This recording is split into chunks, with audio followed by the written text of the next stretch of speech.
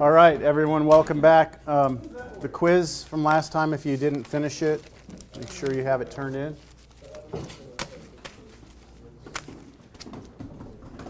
So how did it go? Thursday, not being here. I get this distinct feeling that people have not done the homework for 6.2. Let's just see, show of hands. How many of you have not messed with 6.2 yet? Okay. 6.2 is the trig substitution and trig integrals. Okay. How many of you have done all of 6.2? 90% of it. 90% of it. That last question is hard. Yeah, Okay. I did the 61. That last question is hard. Okay. This is too much. So you do not want to fall behind on this, all right? So today I'm gonna do any questions that you have over 6.2. Spend the first hopefully 20 minutes, 30 minutes talking 6.2, and then we're gonna move into 6.3. So I'll take requests if there's anything. Can you do 61? Did I do it in my homework solution videos? Okay, then let me do something else. Is there something confusing about it? Like, did you look at the video? Yeah, I did. I didn't understand. Still didn't get it? The first part? Yeah, when you do the... Yeah. Okay, well, let's do some more completing the square. How about we do that? Yeah? What was the problem? It was, yeah, I'll look at that one. What was it? It was integral.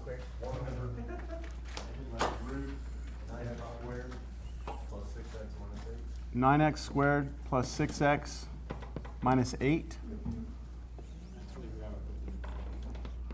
All right. I have a quick question. Yes.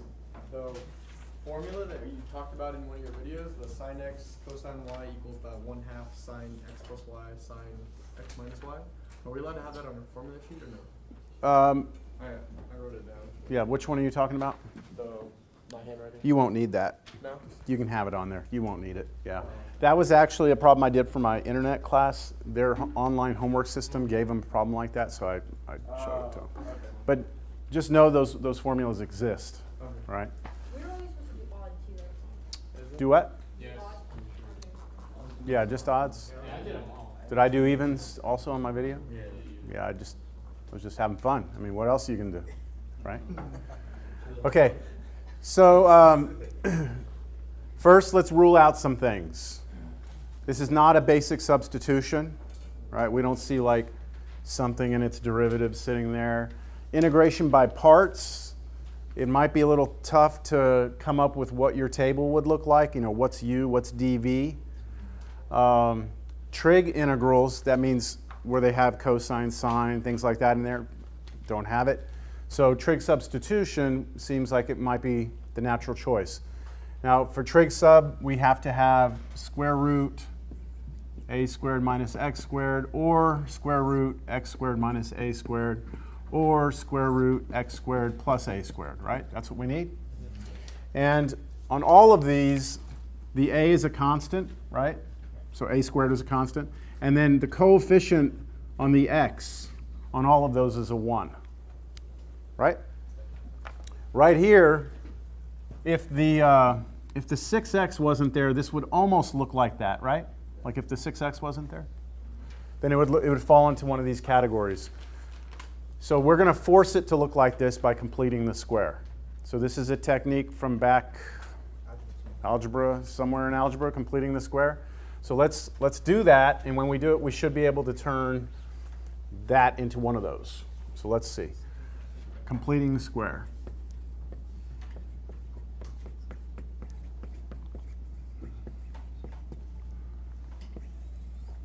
All right, we're going to take 9x squared plus 6x minus 8 and complete its square. So what is the idea behind completing the square? Anyone know what I'm supposed to do here?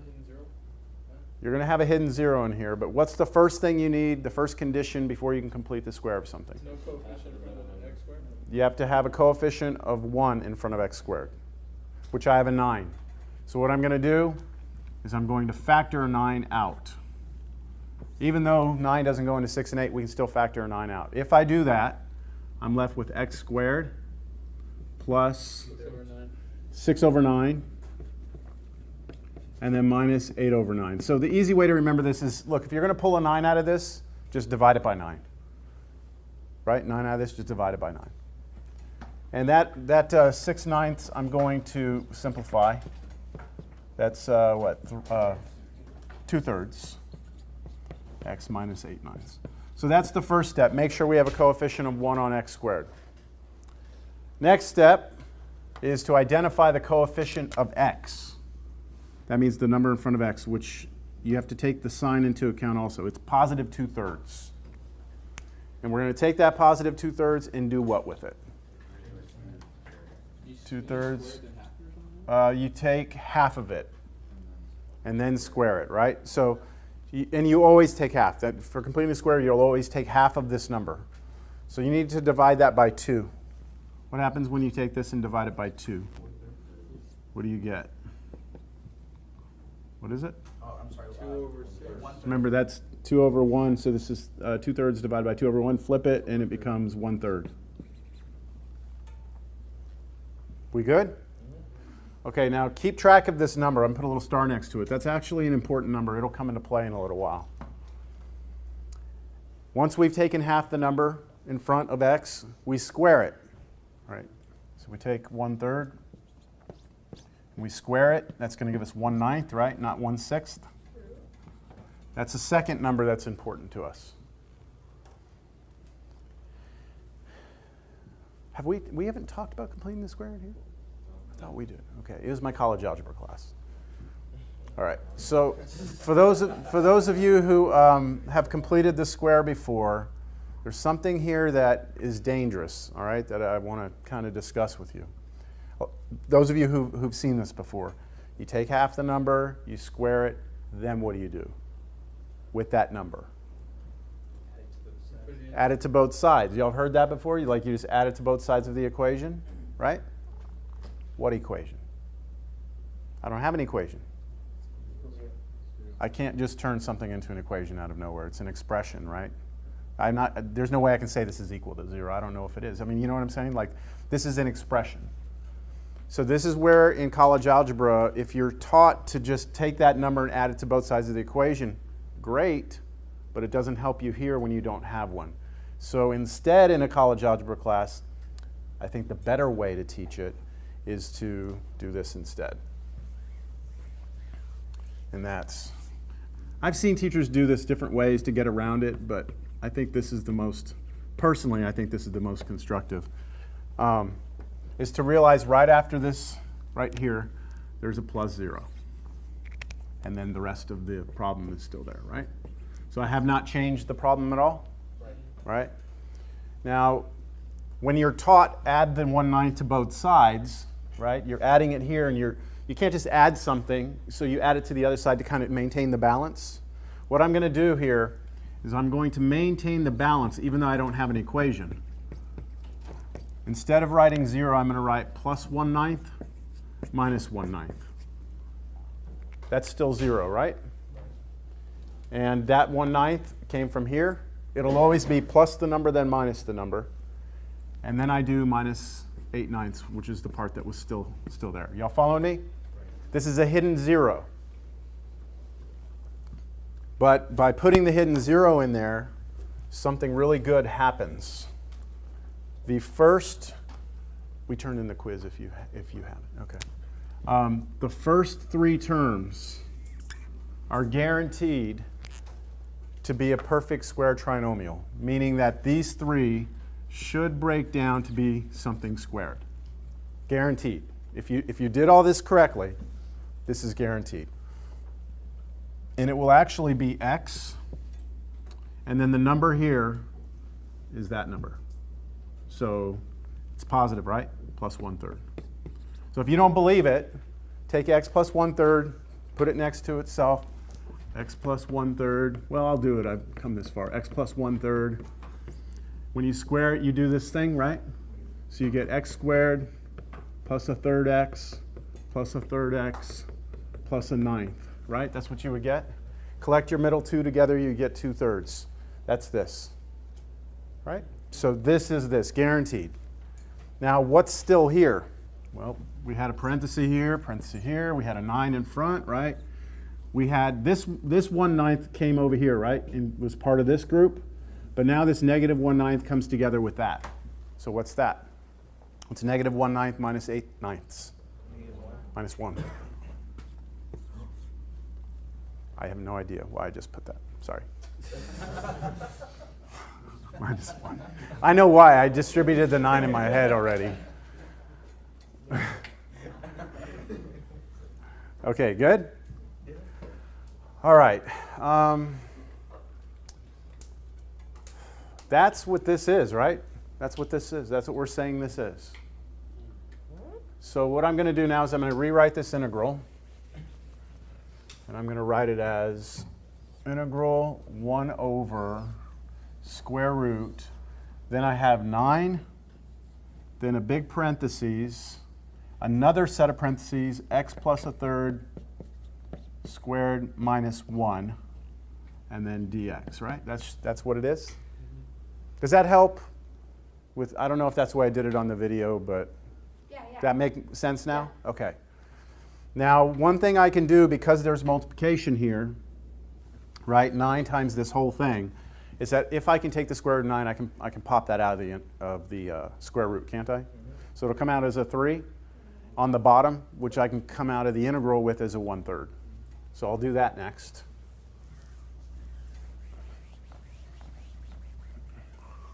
So this becomes 1/3 integral 1 over square root of x plus a third squared minus 1 dx.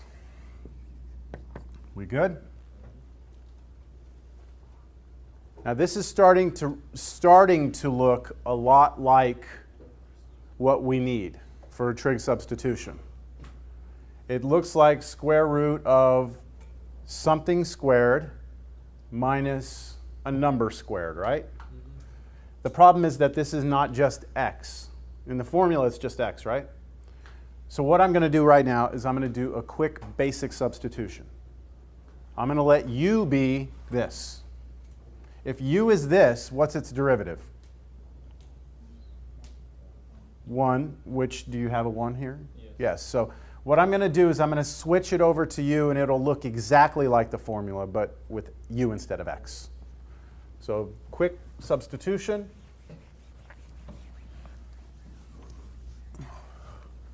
So u is equal to, I'm going to use x plus a third. Du is dx. And now this integral becomes 1/3 integral 1 over, let's see, this is going to be square root of what? U squared minus 1, and then dx is just du. So square root of u squared minus 1 du. And is it all right if I write minus 1 squared? Right, because 1 squared is 1. So now, does that look like the formula? Are you all right? Does that look like one of the formulas? We do have a formula that deals with a variable squared minus a squared, don't we? And what is the substitution I'm supposed to make, the trig substitution I'm supposed to make in this? X is equal to what? A, what is it? Secant theta, right? I gave you a sheet, right, that has a summary of all this. So we're looking at that one right there. Now, we have a little bit of a difference here, all right? A little bit of an issue. This is what we do if it was x squared minus a squared. We don't have x squared, we have u squared. So we're going to make a substitution, u is equal to a secant theta, right? So that's what we do now. So I'm ready for the trig substitution part of the problem. I'm going to let u be equal to, what's a? 1. So just secant theta. Then I take the derivative of that. The derivative of that should be secant theta tangent theta d theta. And then I also am interested in knowing what this piece turns into, right? That's going to be part of, I'm going to need to replace this whole thing. So That's just square root of secant squared theta minus 1, but secant squared theta minus 1 is actually tangent squared theta. And then this is just tan theta.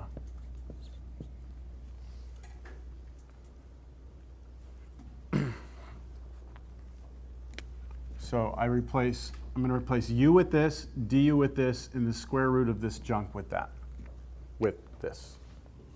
And then look at that integral. That'll now be a trig integral, and I'll hope that I can figure it out. So this is now 1/3 integral 1 over, and then that square root thing was tan theta, right? And du was secant theta tangent theta, d theta. My tangents cancel. And I'm just left with the integral secant theta d theta. Do we know the antiderivative of secant theta d theta? Yes. Where do you know that from? There's a formula, right? There's a formula for it? Okay, so it is natural log of secant theta plus tangent theta plus c, right? That's the formula that takes you from secant antiderivative to this natural log thing. We good? Now we need to get everything back in terms of u, and then once we go back to u, back to x. So how are we going to get everything back in terms of u? So we go to the original substitution, well, not the original, the trig substitution, right? So what was our trig substitution? U was secant theta. And I've told you you should now, I mean, is it obvious I'm just going to be able to replace secant theta with u? But tangent theta I need to work for a little bit. So this is where I said draw the triangle. So we're going to draw this little reference triangle. It's a right triangle. Has an angle of theta. This information right here tells me secant theta is u, which is the same as u over 1. So secant, the trig function secant is which side over which side? It's hypotenuse over adjacent. So this is your hypotenuse, that's your adjacent. This is your hypotenuse, this is your adjacent. And this side right here you could solve for, but we kind of, I think, realized last time that it's going to be that square root thing that we had before. It's the square root of u squared minus 1. And once you have the triangle, you can figure out any trig function now. So tangent's not going to be a problem. So here's where we are. 1/3 natural log secant theta we said is u, plus tangent theta, which is that root thing over 1, right? So opposite over adjacent, so root u squared minus 1 plus c. Questions? And then finally, we replace u with the substitution we had for u, which was x plus 1/3, right? So you get 1/3 natural log of x plus 1/3 plus square root of x plus 1/3 squared minus 1 plus c. There we go. That's it.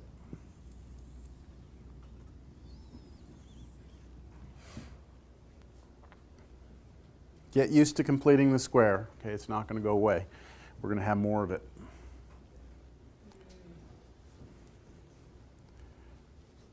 All right. How about another question? Any others from that section?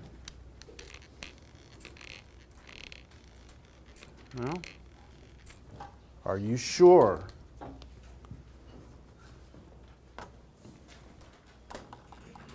And don't just give me busy work. Don't be like, yeah, number, and just give me a number.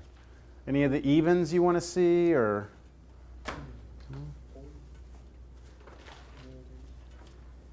No? We're good? I'm nervous about this. I'm nervous about moving on. Okay, well, if you haven't done this section, then it's hard to appreciate the amount of work involved.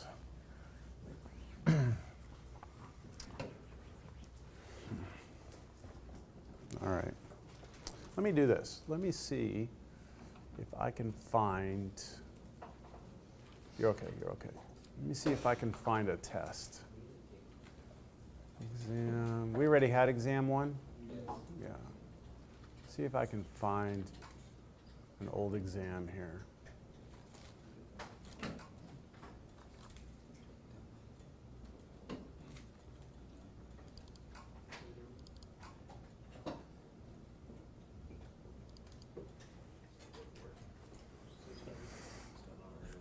I'm showing you last semester's exam. Are we getting to those numbers today? Are we getting to the numbers today? Is that what 63 No, is? no, we're still not to the numbers yet. And there's only one problem on there that is trig sub. Do y'all see it? Number 2? Yep. That's probably a homework problem too. That's a pretty basic one. Is it one of the first ones? Yeah. I guess I was nice. I gave him a homework problem. Let me see. Let me try a different semester. Should be nice again, huh? I've realized that it doesn't really matter. The people who do the homework are going to get it right no matter what I give them. Spring 15. Exam 2. Let's see if this one's any. Oh, wait, 14, 14.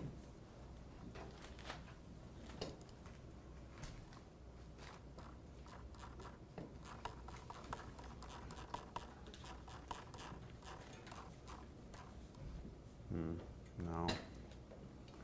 I don't see anything here.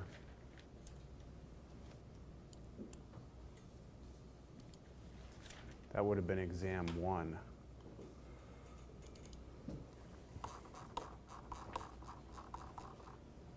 There we go. Let's do that one. Because that one doesn't look like, huh? I think that was on the homework. That was homework too? Yeah. Well, then, you don't want me to do it, so you're happy. You want me to just move on, huh? Let's do it. Can you do it and ignore those jokers? There you go. Speak up for yourself. All right. That's all I have for today, so let's just pack it up and call it a day. She's not even listening. You were listening? Okay. All right.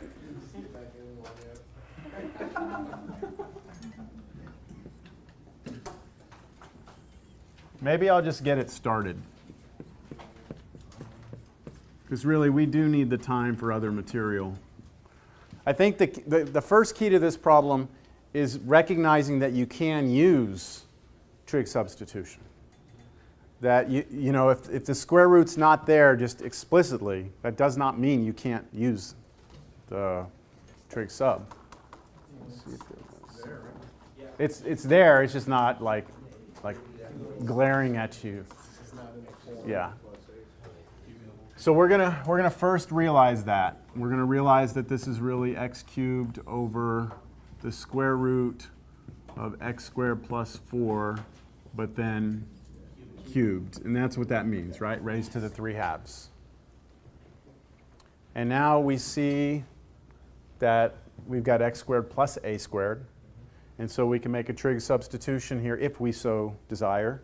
And it would be x is a, which for us is 2, right? The square root of this number. And then, is it tan theta? Yes.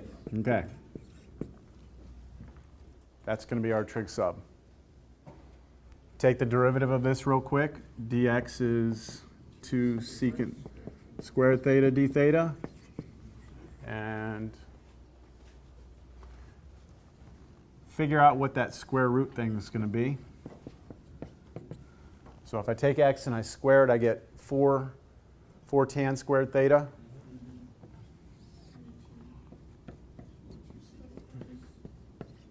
Plus the 4 that was already there, right?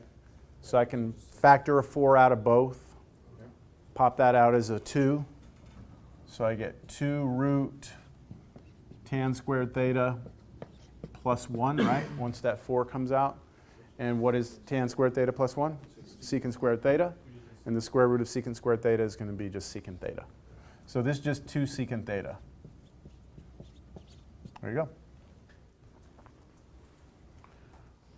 So I can replace all my x's with this, my dx with this, and my root with this. And then hope for the best. So I've got, all right, x cubed, which is this cubed, right? So cube the 2, cube the tangent. So 8 tan cube theta over the root part. What's the root part? 2 secant theta, but then what? Cubed. So cube 2 secant theta. You get 8 secant cube theta. Is that too much? Is that all right with me doing that all at one time? Am I missing anything? Yeah, dx. Who's going to volunteer to forget the dx on the test? Any volunteers? I've been doing that. Good, good, good. Don't forget the dx, because the dx is not just some little placeholder. It's not just some little cute little thing. It actually represents something.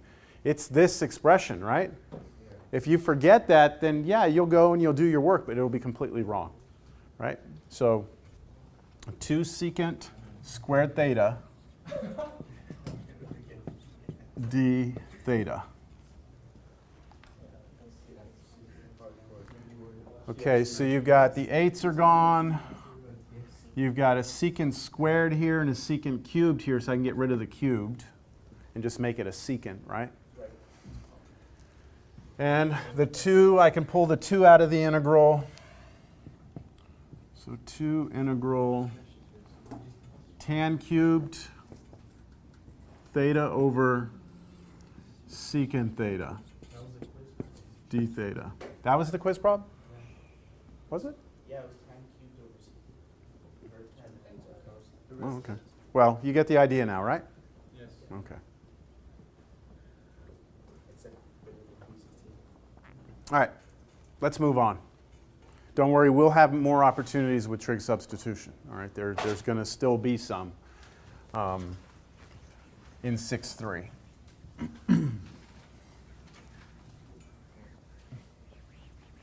So 6.3, partial fractions.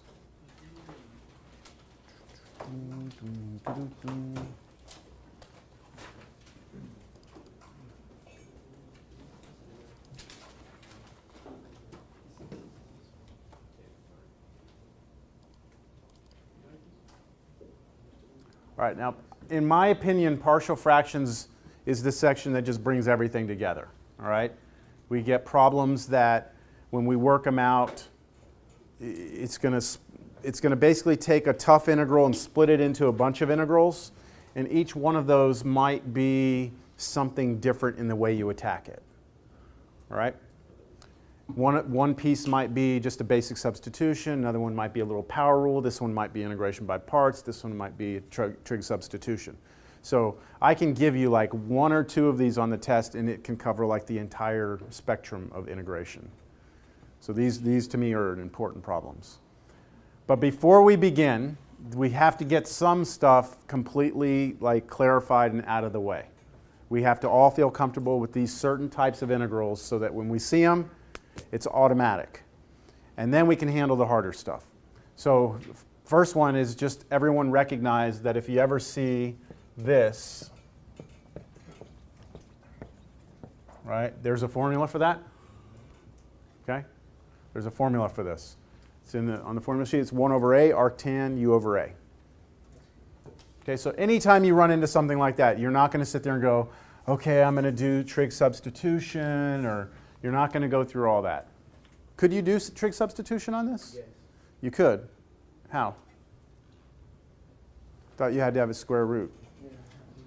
You actually could do it. You could do this. Squared. And then you could do your trig substitution, which would be u is a tan theta. You go through all the business. When you figure it all out and you get a final answer, guess what it'll be? 1 over a arctan of u over a. That's what it'll be. But that's a formula. We don't need to go through that, all right? Okay, now let's handle some other stuff now. I'm going to blow this up. We're going to talk about each one of these.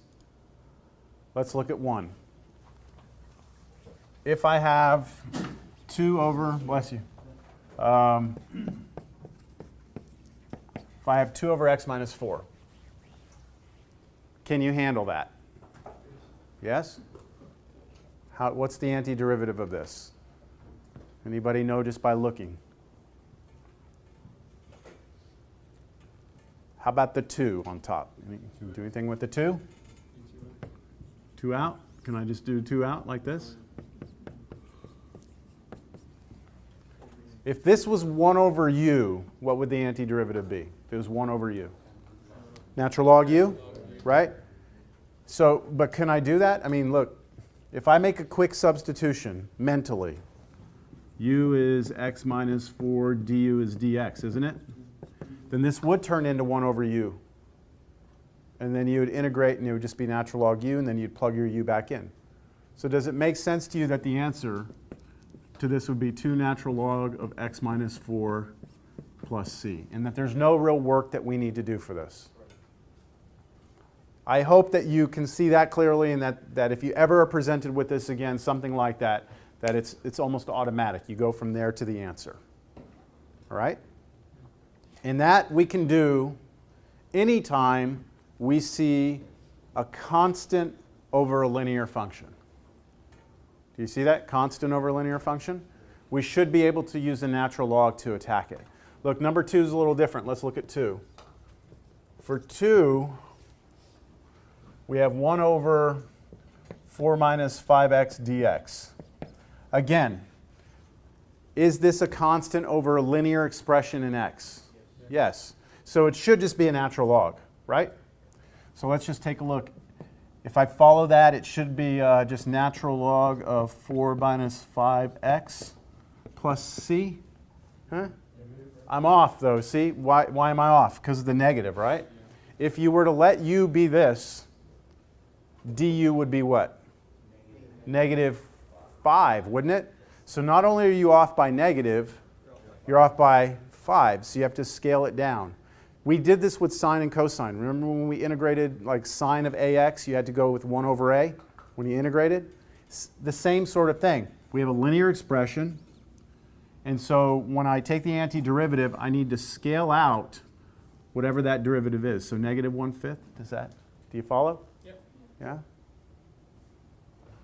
Now, if you have to go over here and write u is equal to 4 minus 5x, and du is equal to negative 5 dx, and then negative 1/5 du is dx, and then rewrite the integral and do all this, then that's what you have to do. But you're going to run out of time on the test. You will not have enough time to get through the test if that's what you have to do for all these little simple integrals.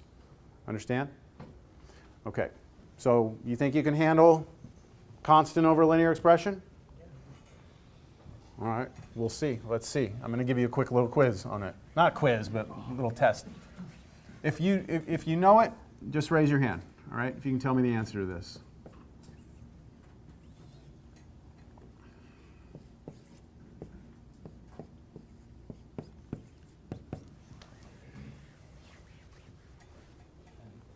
Okay, feel good about it?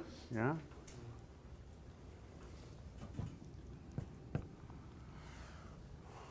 All right, so who's going to volunteer? Go for it. What do you got?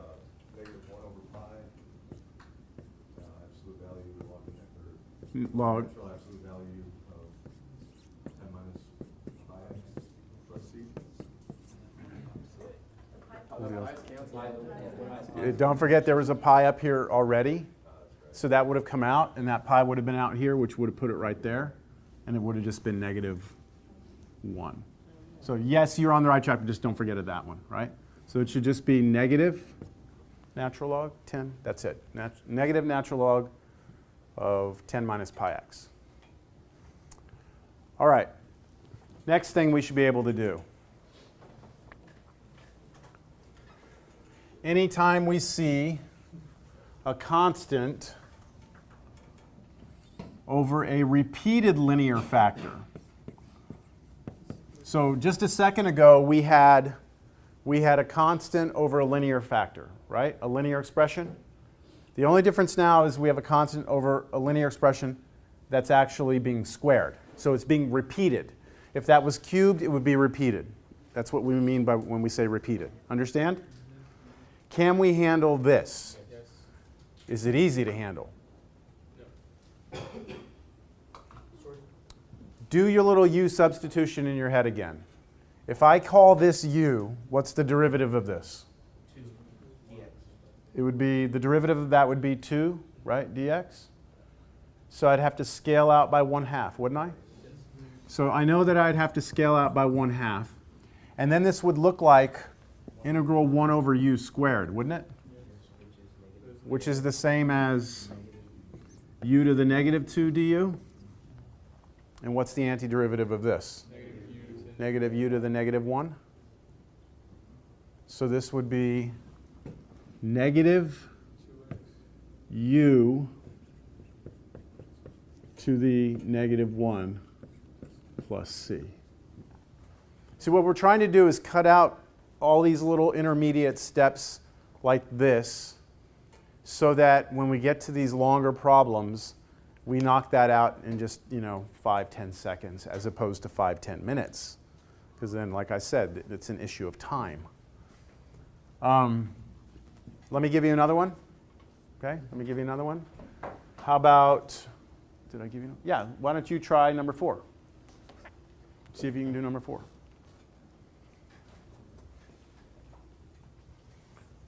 If you need to jot stuff down, that's okay.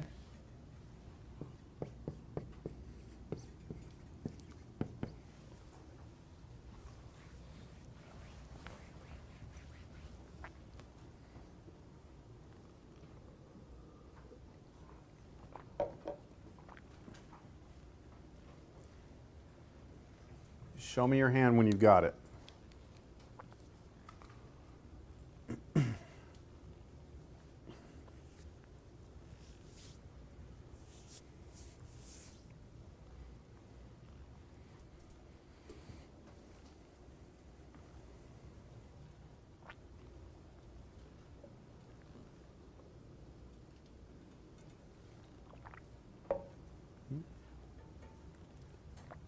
Getting a couple of people finishing up, okay?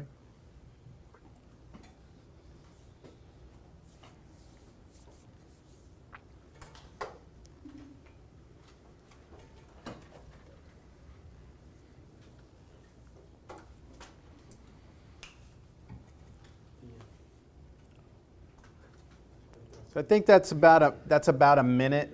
It's about as much time as you'd want. Now I know this is the first time we're seeing this, like we're talking about this, but this shouldn't, you don't want this to take more than about a minute to do.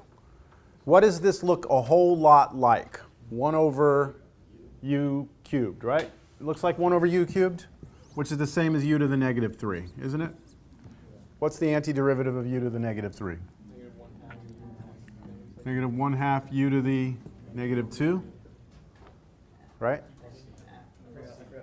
Is that right? Okay. That's if this was 1 over u cubed.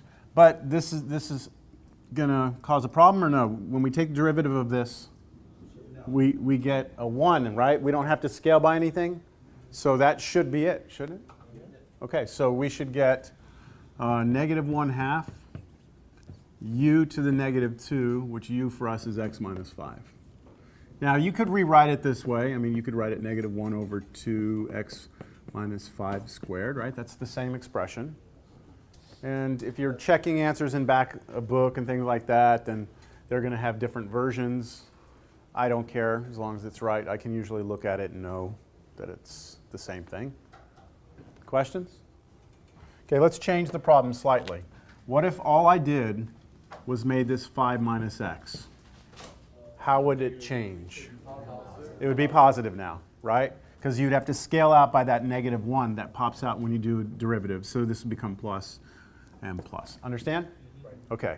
So we can handle, right? We can handle a constant over a linear expression. We can handle a constant over a linear expression that's being repeated. If we ever run into those, it should be quick. All right? The next thing we should be able to handle is a constant over a quadratic that does not have an x term in it.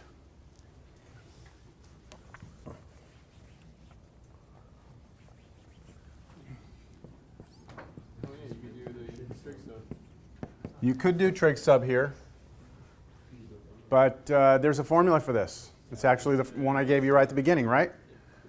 It's this one right here. 1 over a arctan of u over a. So what's a for us here? 3. So 1/3 arctan of, it's u over a. So for us, u is the x, isn't it? So x over 3 plus c. That's it. No work, okay? There's no need to do any work. Let me give you another one, okay? That's a little different.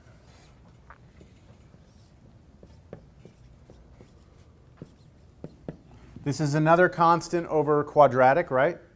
That does not have an x term. That's what number 5 says, no x term. So there's an x squared and there's a constant. So can we do that one? Look on your formula sheets right now. Tell me if you have a formula that has u squared minus a squared on the bottom. Yes? No, because the arcsine one has the square root there. What formula is it? 20? See 20? Yeah. Y'all see formula 20? You're allowed to use that. So, do y'all see it? All right, so someone tell me what it is. The formula says 1 over 2a. So what's a for us here? 3. So be careful. This 9 is a squared. So a is 3, not negative 3. All right, so 1 over 2a, so 1 over 6. Then? This is kind of weird. So x, so it's u minus a, right? So x minus 3 over x plus 3 plus c. That's it right there.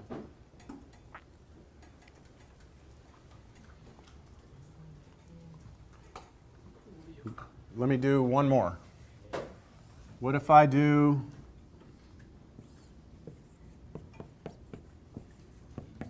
that, which is this one flipped? Is there a different formula for that? Yes, in the natural log, set natural log it flips. Oh, this flips over? That's all? Yeah. Yes. Why? Here's why. Because if you pull a negative out, factor a negative out of the bottom, doesn't make that a negative and that a positive? Yes. Yes. So this becomes 1 over, we're back to x squared minus 9, right? And then if we do that, we know that's this answer, yes? And if I take this, well, this is this, right? But now I have a negative in front. If I put a negative out in front, do you remember that with numbers in front of logs, you can pop the number up top? I'm just going to take the negative as a -1 and put it up here. If I raise this to the -1, raising a fraction to the -1 flips it over. So that's why it's the same formula flipped. You could get away with just this formula and just pull out a -1. Either way. Y'all understand what I just did? Okay. So we should be able to handle, I'm going to say them all again, a constant over a linear expression, right? We can handle that. We can handle a constant over a quadratic as long as it's missing the x term, right? All right. We can also handle a constant over an irreducible quadratic. So 1 over x squared plus 2x plus 17. We can handle this also. There's not a formula for it, though. So what do we mean by irreducible quadratic? You cannot factor this. So take a look at this quadratic down here. If you try and break that up into 2 factors, it's not going to happen. All right? That's irreducible. Anytime we have this situation, we can handle it. We just have to do a little bit of work first. We have to complete the square. All right? So I'm going to complete the square of the denominator. So I'm going to do that right here.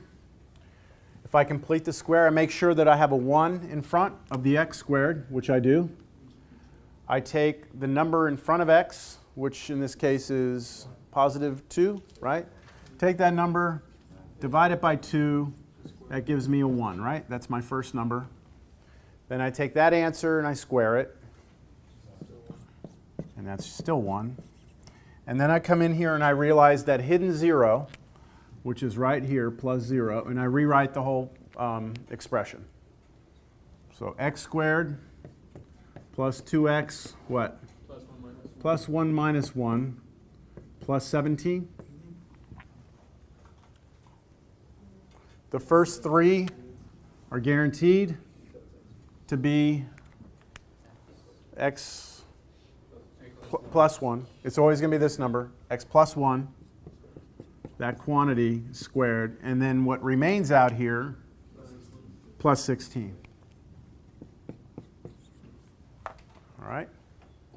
So we've turned this irreducible quadratic into a different form. Like this is the same as this, right? But what it does is when we come back over here and look at the integral,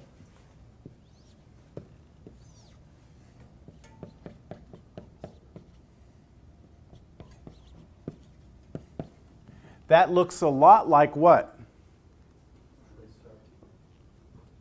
Y'all keep on wanting to pull out the trig sub on everything. Hold on. Ease up. Ease up. This is like the one that we just had before. You have a constant over, what, a quadratic missing the x term. See, look at this x plus 1 is like a u now. Right? This looks a lot like 1 over u squared plus a squared. Right? If you did a basic substitution right now of u is equal to x plus 1, this is what it would turn into, right? Would you have to scale out anything to account for this derivative in here? No, because the derivative of the inside there would just be 1, right? So can I go straight to the formula? Am I pushing too much here? Yes? I'm doing integral of 1 over u squared plus a squared, right? That's what I'm doing? Okay, so that is arctan. It's 1 over a, which for us is 4. So 1/4 arctan of u over a, right? But u for us is actually x plus 1 over a, which is 4 plus c. There you go. Pardon?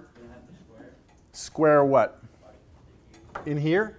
No, because the formula for this just says u over a. The formula you gave us, is that on here? Yes. 17, I think? Yeah, 17.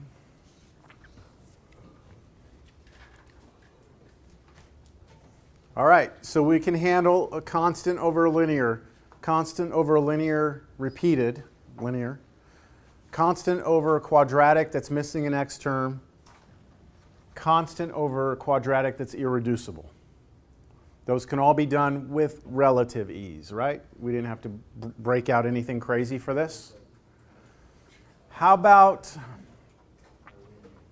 a linear expression on top and an irreducible quadratic on the bottom? Now this is starting to get ugly.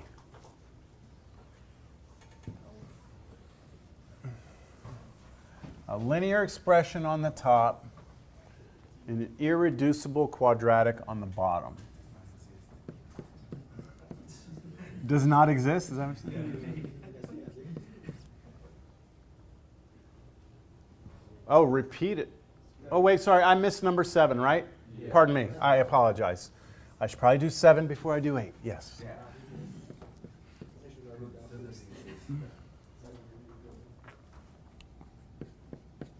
Okay. Now, I've talked to different faculty members about the way they approach this. We all kind of do something different with it. And I don't think there's one way that's better than the other. I'm just show you the way that I like to do these. You have a linear expression on top, right? Linear in x. Y'all know what I mean by that, right? Yes. Okay, it's linear in x over a quadratic in x. if the top or the bottom is irreducible, okay, so can you factor that? Well, you start messing around with it. Does it factor? It does? No, I mean, like, can you break this into two factors? That's what I mean. So you can't break it down. It's irreducible.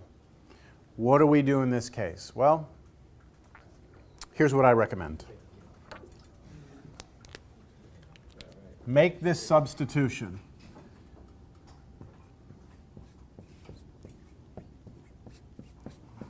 And here's why. Let me explain it. If the bottom is going to be u, and the bottom is quadratic, the derivative of a quadratic must be what? Linear. So when I take the derivative of this, I will get a linear expression. And I have a linear expression on top. So the top is almost du, isn't it? Kind of? Like if u is quadratic, du should be close to that because it's linear. Let's see how close we actually are. Take the derivative of this. 8x minus 4, right? Dx. And when you write dx, make sure that you put this in parentheses because this is actually two terms. All right, so if we go back to the whole idea of basic substitution, the idea was to see something in its derivative, right? See something in its derivative. So I saw something. I hoped this would be the derivative. When I actually checked it, I realized that I'm actually off by quite a bit, aren't I? No? Okay, I guess it's relative. You could take a 4 out. Hold on. If I take a 4 out, I'm just going to follow along because some people seem to think like this is not going to be a big deal. That's okay. Let's see. I take a 4 out. That's good. You can divide both sides by 4. So, hold on. 2x minus 1, like this, dx.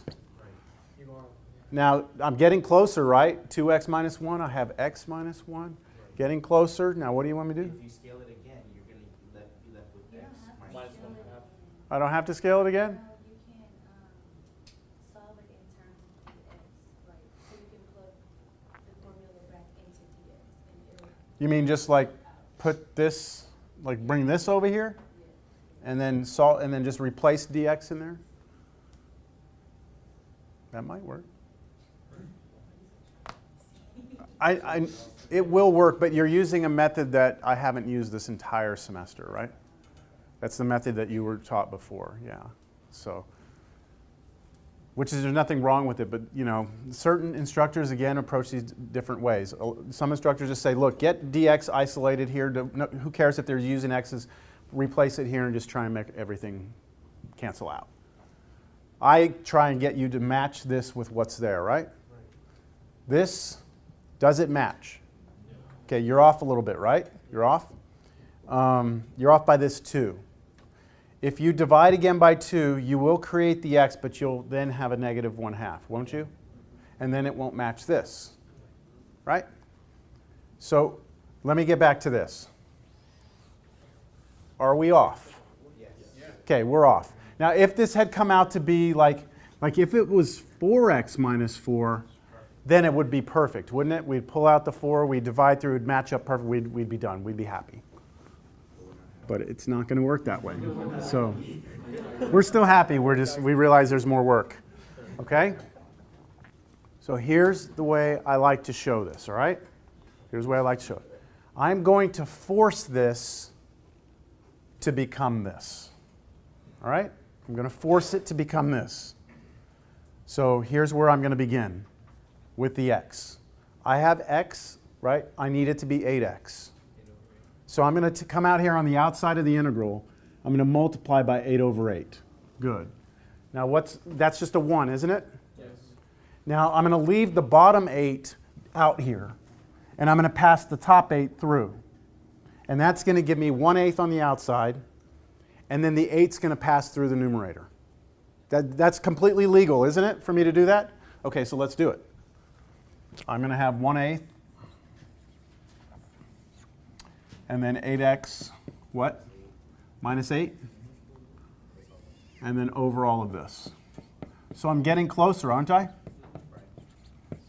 The only thing that I need now is to try and make that 8x minus 4. It's 8x minus 8, right? So what I'm going to do now is again realize a hidden 0. Right here is a plus 0. Does everyone agree? Right after the 8x? But what I'm going to do is I'm going to try and force. I know this seems like it's like magic or something. It's not magic. It's just using mathematics. That's all it is. It's using ones and zeros to your advantage. I have 8x. Now, that 0 I'm going to rewrite this way. It's different than completing the square. It's still a hidden 0, but I have to pay attention to what I want. I want a minus 4, right? So here it comes. Minus 4. But I can't just minus 4. I have to plus 4. There's your hidden 0. Now, what was still there, though? Minus 8. We good? All of this over this thing. All right. So have we gained any ground here? It may seem like we haven't, okay? But do you all see what I've done? Any questions on what I've done? All right. The next thing I'm going to do is I'm going to split this into two integrals because I'm allowed to. I can split right here. It'll be these two terms over this. That's one integral. These two terms over this, that's a separate integral. And they'll both have a 1/8 in front. So let's see what happens if I do that. We're supposed to do this in our head? What? No, this is all working. No. Hold on. No. These you don't do in your head. Yeah, no. Right about, let me see, the ones that you stop doing in your head. I'm like, damn, I don't know if I No. I would say like the first 4, maybe. The first 2 for sure, that you should be able to do those in your head. 3 and 4, you might have to start writing a little bit of stuff down. Once you get to 5 is a formula. 6, you have to complete the square first, so I'm not expecting you to do that in your head. And then 7, yeah, no. But the main thing is that you know that you can do it, right? When you see it, you're like, okay, this is how I attack that sort of problem. Okay. I'm glad you said that, though, because I never really distinguished, okay, this is no longer mental exercise. This is actually pencil to paper. Okay, so here's the first integral. 1/8 8x minus 4 over 4x squared minus 4x plus 3 dx. That's the first integral I've created. Plus, the next integral is 1/8 integral, and then these two together now, right? Which is minus 4. I could pull that out, couldn't I? That minus 4? I'll do that maybe on the next step. Who's going to tell me why I'm happy now? I have the 8x minus 4. This integral right here is just 1 over u, right? 1 over u, the derivative of it is perfect. It's up there. Beautiful. This antiderivative is going to be natural log of something. I'm done. Now, the sacrifice I had to make in order to make this match is that it popped this new integral out. Why am I okay with this? That's a constant over an irreducible quadratic, which is what we did before this. That one you can do by completing the square and like what we just did on number 6. Understand? So you see how much of a problem this is? I mean, like how much of a problem is in this one little thing? And as you'll see as we move on, the original integral I gave you, number 7, is going to be what pops out of a larger problem. And then that one's going to actually branch into more problems. Does that make sense? That's what makes partial fractions so heavy, is that there's just like one integral that turns into like 4, and each one of those might turn into 2, and it just gets to be a pain. Like a lot, there's a lot here. Yeah. Yeah, that's right. It's